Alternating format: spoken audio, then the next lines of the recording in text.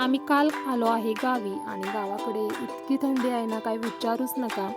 आणि हे पपईचं झाड मी मागच्या वेळेला दाखवलेलं आणि आता पपई छान मोठ्या झाल्यात आणि पिकायला सुद्धा चालू झाले. त्याच्यानंतर घेवड्याचा वेलसुद्धा अगदी छान झालेला आहे आणि भरपूर सारी फुलंसुद्धा लागलेली होती परड्यामध्ये. त्याच्यानंतर 8:30-9 नंतर कुठेतरी सूर्यनारायणांचं दर्शन झालं आणि आज आमच्याकडे सकाळ सकाळी गावी होता नाश्त्यासाठी पोह्यांचा बेत.